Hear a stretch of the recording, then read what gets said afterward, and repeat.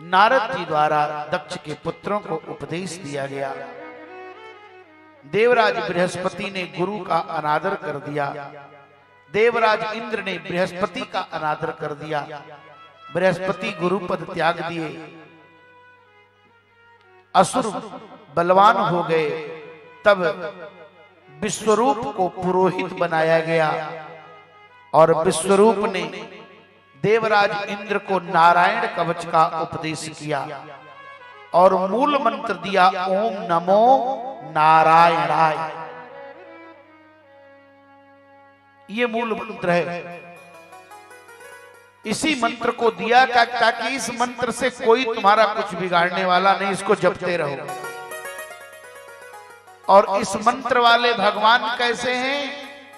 बोले ओम नमो नारायणाय वाले भगवान चार हाथ वाले नहीं हैं। कैसे हाथ वाले हैं? हरिर्विदध्यान मम सर्वरक्षाम न्यस्तांग्रि पद्मः पतकेन्द्र पृष्ठे जरारिचर्मासि गदेषु चाप भासान्दधानुष्ट गुणोष्टभ। 8 हाथ वाले भगवान हैं। 8 हाथ से भगवान रक्षा करें। नारायण कवच का उपदेश दिया, पर देवराज इंद्र ने अपने गुरु को ही मार दिया। अरे क्यों महाराज? बोले कुर्सी चाहने वाला, सत्ता चाहने वाला, सत्ता का लोभी किसी की भी हत्या कर सकता है। महत्वाकांक्षा की मोती निष्ठुरता के सीप में पलती है, याद रखिए।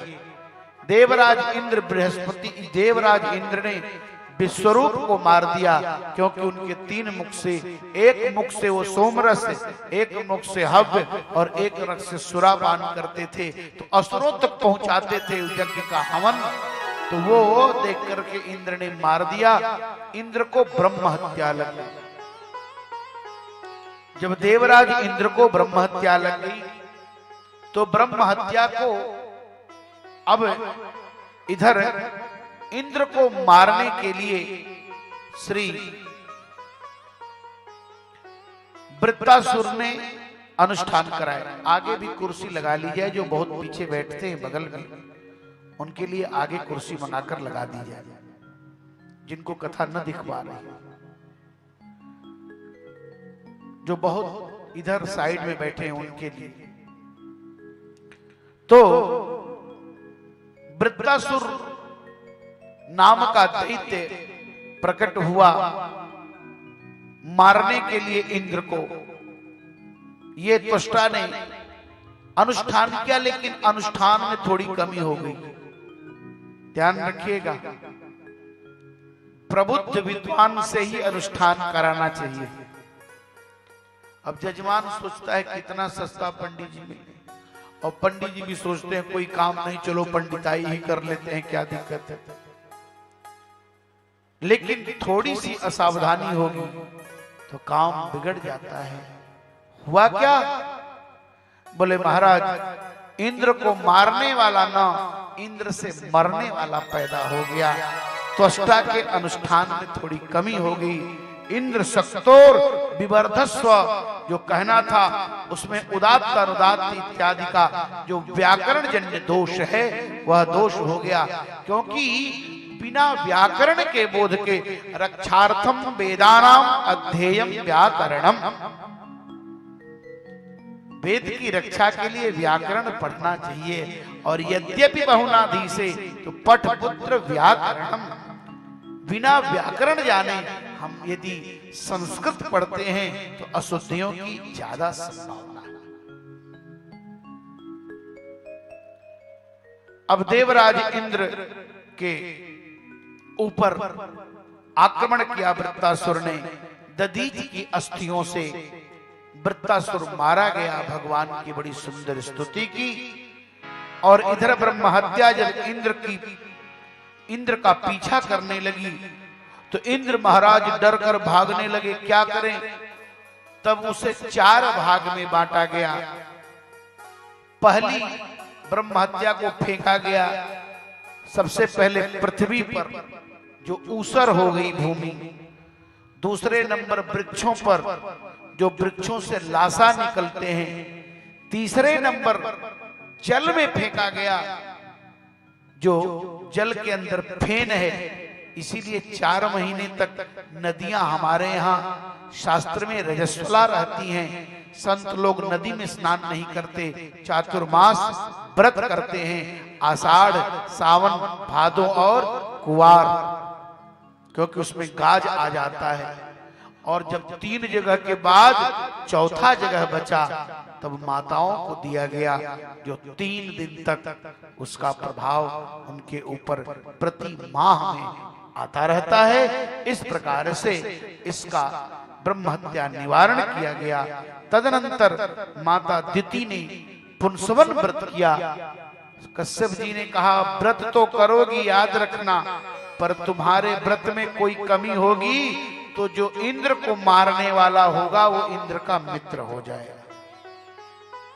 व्रत में आजकल बहुत कुछ लोग खाते हैं, बोले बिना चूना का पान खा लो, व्रत में है तो नहीं खाना चाहिए। व्रत में गाजर नहीं खाना चाहिए, गाजर को मांस की श्रेणी में रखा गया है, नहीं लेना चाहिए। लाल मिर्च नहीं खाना चाहिए व्रत में। अब तो व्रत के नाम पर मसाल डोसा भी चल रहा है, तेनी के चावल के नाम पर नाटी मंसूरी चल रही है, खाओ खूब। लेकिन व्रत में जितनी पवित्रता होगी उसका उतना ही परिणाम शुद्ध होगा। व्रत कर रही थी माता, व्रत किया पुंसवन। देवराज इंद्र बालक बन के सेवा कर रहे थे और व्रत की अवस्था में एक दिन जूठे मुंह बैठ गए। कुछ लोग बहुत देर तक भोजन के समय ही गप लड़ाते हैं, सारी बात उनको भोजन के समय ही याद आ जाती है। देवराज इंद्र वहीं बैठे थे, माता दिति को जमाई आ गई, जूठे मुंह बैठी थी, उसके पेट में प्रवेश कर गए और उसके गर्भ को 7 टुकड़े में काटे, 7 को 7 टुकड़े में काटे। रोने लगे वो, बोले मत रो मां रुत, वही 49 मरुदगण। पूछा भगवान, ऐसा काम भगवान को नहीं करना चाहिए, भगवान ऐसा क्यों करते कराते हैं? सुखदेव जी कहते हैं, ऐसा ही प्रश्न राजा युधिष्ठिर ने नारद जी से किया जब शिशुपाल का भगवान ने सिर काट दिया राजसूय यज्ञ में, तो शिशुपाल के शरीर से तेज निकला और भगवान में प्रवेश कर गया। युधिष्ठिर ने पूछा, इतना बड़ा पापी और वो सीधे भगवान में चला गया, इसका कारण क्या है? तब नारद जी वहीं खड़े थे। नारद जी ने कहा, देखो भैया, ये कई जन्म से दैत्य बनते आ रहे हैं, इनका मन भगवान में ही है। हमारा मन किसी भी तरह से भगवान में लग जाए, काम से, क्रोध से, द्वेष से, लोभ से, तस्मात् केनाप्युपायेन मनः कृष्णे निवेशयेत्। हम अपने मन को भगवान में लगा दें, भगवान को बालक माने, भगवान को पति माने, भगवान को मित्र माने, भगवान को सब कुछ माने, लेकिन मेरा मन भगवान में लग जाए।